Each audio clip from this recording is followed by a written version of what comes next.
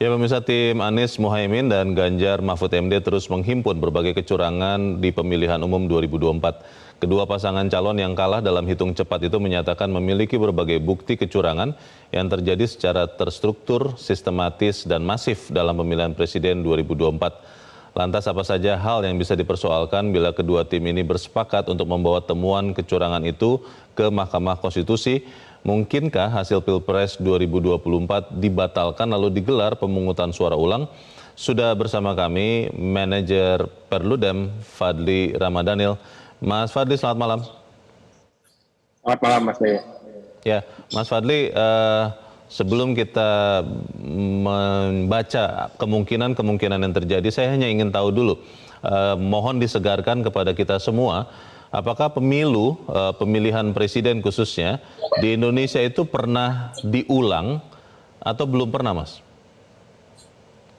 Kalau dalam konteks pemilihan presiden, kalau diulang karena adanya kecurangan pemilu setelah disengketakan di Mahkamah Konstitusi itu belum pernah. Tapi kalau dalam konteks pemilihan legislatif itu pernah beberapa proses penyelenggaraan pemilu mesti melakukan pemungutan suara ulang karena memang ada persoalan hukum dan ada persoalan kecurangan yang terjadi di dalam proses dan hasil penyelenggaraan pemilunya. Tapi kalau dalam konteks pemilihan kepala daerah itu sering sekali, bahkan tidak hanya pemungutan suara ulang, bahkan pernah penyelenggaraan pemilihan kepala daerah diulang dari awal, itu pernah terjadi.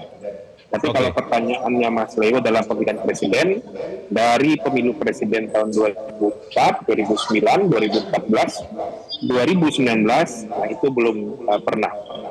Baik, Mas Fadli, kalau melihat apa yang disebut oleh khususnya paslon nomor 1 dan nomor 3, mereka menemukan berbagai bukti kecurangan. Kita masih belum tahu apa yang akan disampaikan. Tapi kalau kemudian bukti-bukti kecurangan itu memang bisa dipaparkan, itu memang ujungnya harus ke Mahkamah Konstitusi saja, sengketa hasil Pilpres atau hasil pemilu, atau memang bisa ke Bawaslu dulu, Mas Fadli? Memang ada dua ya dalam situasi saat ini.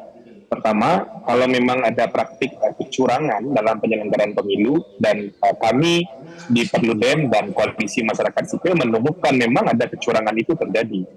Dan pada faktanya banyak sekali kecurangan itu yang tidak terselesaikan oleh Bawaslu dengan mekanisme penegakan hukum yang profesional. Nah, ini kan proses rekapitulasi masih berjalan, Mas Leo. Meskipun ada petunjuk dihentikan oleh KPU dengan alasan yang tidak jelas ya. Tapi menurut saya, kalau memang kecurangan itu ditemukan dalam proses rekapitulasi hari-hari ini, saya kira itu bisa langsung dilaporkan kepada Bawaslu.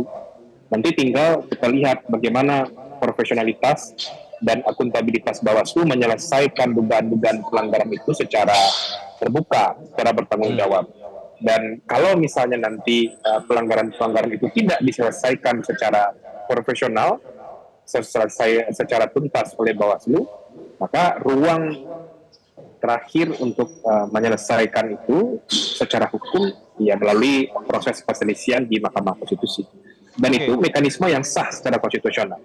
Baik, Mas Fadli, menarik terkait dengan kalau Bawaslu tidak menangani pengaduan-pengaduan itu secara profesional. Karena kalau kita ingat beberapa waktu yang lalu DKPP itu sudah menjatuhkan sanksi etik masalahnya kepada komisioner KPU yang ketua KPU Hashim Asyari bahkan diberikan peringatan keras terakhir, walaupun yang lucu juga tidak bersifat akumulatif. Pertanyaannya adalah kalau memang Bawaslu sampai sekarang masih belum juga memproses dengan serius, dengan sungguh-sungguh ketahuan ujung dari setiap pelaporan, apakah DKPP juga bisa langsung memberikan peringatan atau bahkan sanksi kepada Bawaslu ini seandainya memang terbukti bahwa Bawaslu tidak memproses laporan-laporan ini, Mas Fadli? Menurut saya sangat bisa, dan itu harus mulai dilakukan baik oleh peserta pemilu, termasuk juga masyarakat sipil mulai mempersiapkan itu.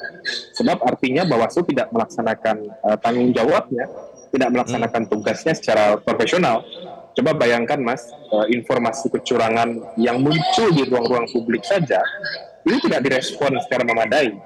termasuk juga ada beberapa dugaan kecurangan pemilu yang sudah dilaporkan oleh masyarakat sipil kepada Bawaslu juga tidak diselesaikan secara profesional. Proses penanganannya sudah sampai di mana kita tidak tahu. Apakah ada kekurangan bukti, apakah ada hal yang perlu dilengkapi, atau Bawaslu sedang melakukan penelusuran, itu tidak jelas. Nah, hal seperti ini yang menurut saya menjadi bagian juga dari Bawaslu yang tidak melaksanakan tugas dan fungsinya. Dan kelalaian dalam melaksanakan tugas dan fungsi ini tentu bagian dari dugaan pelanggaran etik bagi penyelenggara pemilu. Baik, Mas Fadli, hari-hari ini kita juga diramaikan dengan aplikasi Sirekap yang menurut Bawaslu itu wajar karena ini aplikasi baru yang baru digunakan, jadi sistemnya trial and error. Walaupun aneh juga, kok bisa trial and error di ajang pemilu seperti ini? Itu pernyataan yang sangat konyol menurut saya. Lah, pertanyaannya begini, aplikasi Sirekap ini, itu apakah memang kalau menurut Perludem sebaiknya dihentikan saja sama sekali supaya kemudian tidak membingungkan orang, tidak membuat orang berkurang kepercayaannya kepada hasil penghitungan real count yang sedang terjadi, atau bagaimana menurut Anda?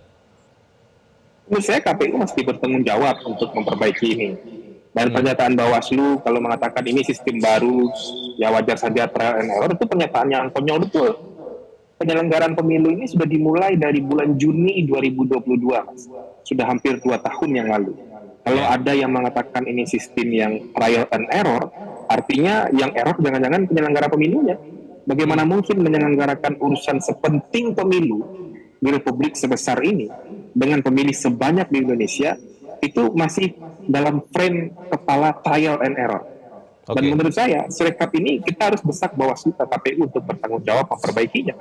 Dan tidak semudah itu kalau kemudian bermasalah diturunkan saja. Tidak, menurut saya ini harus diperbaiki. Sebab ini ada uang negara yang sudah dikeluarkan dalam jumlah banyak untuk menyiapkan alat ini. Kenapa tidak disiapkan secara serius?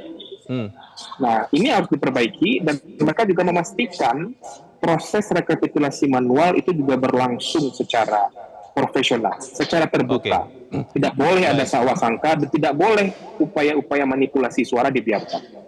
Mas Fadli, ini ada informasi yang mungkin sebentar lagi kita akan dengar dari KPU bahwa ada di beberapa tempat penghentian sementara untuk perhitungan di tingkat PPK, real count dari pemilu ini. Tapi di sisi yang lain kita juga tahu berdasarkan Undang-Undang Pemilu, KPU hanya punya waktu 35 hari sejak 14 Februari, itu sekitar 20 Maret untuk mengumumkan atau menetapkan hasil pemilu khususnya lagi Pilpres. Ini waktunya cukup atau tidak ya untuk kemudian menyatakan kebenaran atau curang atau tidak ini terbukti atau tidak? Kita harus jeda dahulu dan pemirsa tetap bersama kami. Prime Time News segera kembali. Dan pemirsa terima kasih Anda masih bersama kami. Saya masih bersama dengan manajer program Perludem Fadli Ramadhanil. Mas Fadli, tadi barusan kita dengar pernyataan dari calon presiden nomor urut 1 dan Sekjen PDIP yang nadanya sama, semangatnya sama bahwa harus dibuktikan memang ada atau tidak kecurangan karena yang dipertaruhkan adalah legitimasi hasil pemilihan. Tapi kita diperhadapkan dengan waktu. Bagaimana KPU punya batas waktu untuk menetapkan hasil pemilu termasuk Pilpres. Itu kira-kira cukup waktunya atau bagaimana Mas Fadli? Ya kalau soal waktu saya kira bagi KPU harusnya cukup dan itu tidak ada terlalu jadi masalah saya kira ya. Sebab waktu 1 bulan sejak hari pemungutan suara itu waktu yang sangat cukup untuk bahkan sudah jauh lebih panjang Mas jika dibandingkan dengan negara-negara lain ya. Waktu yang sangat panjang bagi KPU untuk menghitung dan merekapitulasi semua suara. Nah, tapi soal membuktikan kecurangan pemilu, nah ini memang tim dari masing-masing peserta pemilu yang meyakini dan ingin membuktikan adanya kecurangan pemilu, memang tidak bisa hanya bicara hari H dan tidak bisa bicara pasca hari H sampai nanti rekapitulasi nasional saja.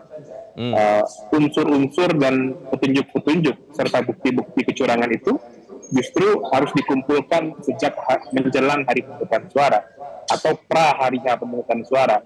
Karena kecurangan yang berkorelasi dan berdampak kepada perolehan suara pemilih itu yang nanti akan bisa meyakinkan Mahkamah Konstitusi untuk apakah perlu dilakukan pemungutan suara ulang karena telah terjadi pelanggaran terhadap pemenuhan prinsip keadilan pemilu, karena pemilih tidak lagi merdeka dalam menentukan pilihan, tetapi ada kecurangan-kecurangan dan praktik-praktik yang melanggar aturan main penyelenggaraan pemilu. Dan itu banyak terjadi sebelum hari H.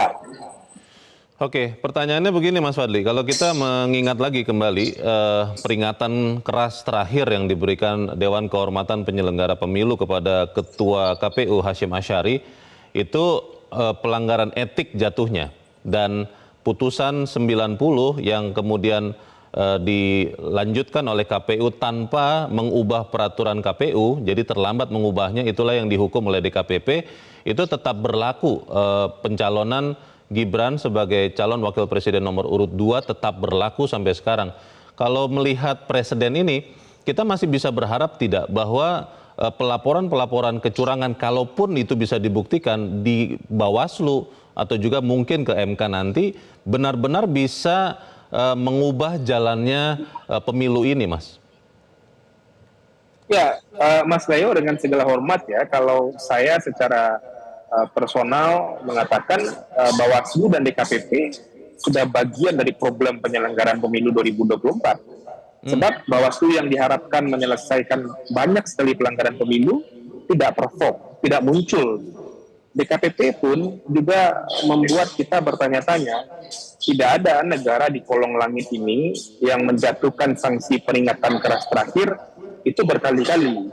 Mana ada sanksi peringatan keras terakhir tapi dijatuhkan 2 kali. Karena katanya tidak akumulatif itu, Mas Fadli. Tidak akumulatif katanya peringatannya. Tidak rasional. Pelanggaran etik itu kan pelanggaran yang bertentangan dengan nilai, bertentangan dengan nilai-nilai etika. Jadi kumulatif artinya orang harus melakukan pelanggaran etik yang sama 2 kali atau 3 kali. Itu cara berpikir yang aneh juga menurut saya. Dan tidak ada orang menegakkan pelanggaran etik seperti itu. Jadi menurut saya kalau dalam konteks apakah kita masih berharap atau tidak, bagi saya Bawaslu dan DKPP bagian dari problem penyelenggaraan pemilu. Tapi apakah kita tetap harus mendesak mereka bekerja benar? Ya harus terus dilakukan. Sebab ini adalah institusi yang dibiayai oleh negara, institusi yang diberikan kewenangan oleh negara untuk bekerja menjaga penyelenggaraan pemilu 2024.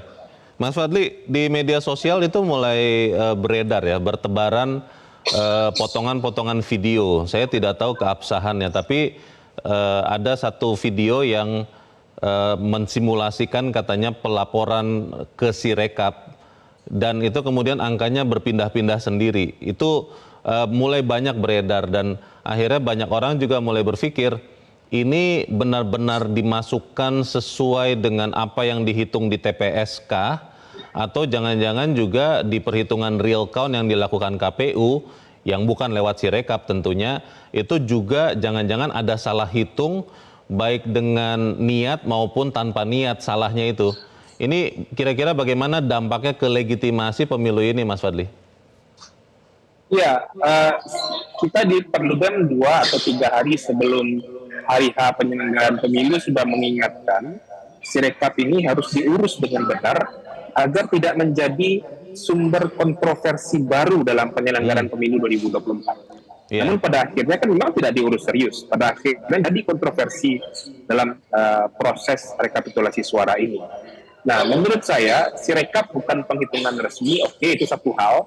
Tapi ini muncul di ruang publik yang itu akan mempengaruhi trust dan legitimasi penyelenggaraan pemilu 2024. Meskipun ini bukan penghitungan resmi, sebab penghitungan resminya adalah penghitungan manual secara berjenjang, tapi karena ini disajikan di ruang-ruang publik, maka KPU perlu bertanggung jawab untuk membereskannya. Dan ini dibiayai oleh uang negara untuk membuatnya. Jadi nggak bisa kemudian selesai dengan minta maaf saja, kami keliru, kami manusia. Kalau itu saya kira nggak perlu penyelenggara pemilu juga bisa melakukan itu.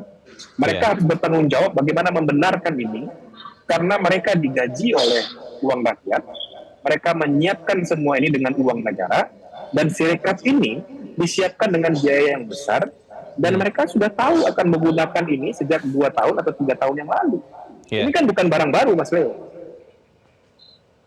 Baik, kita tentunya berharap bahwa apa yang diproses ini benar-benar bisa memberikan kepastian dari pemilu ini, apakah kemudian hasilnya siapapun yang menjadi presiden, siapapun yang menjadi anggota DPR itu benar-benar bisa dipercaya oleh rakyat atau tidak. Untuk saat ini terima kasih Manajer Program Perludem Fadli Ramadhanil sudah mencerahkan kami.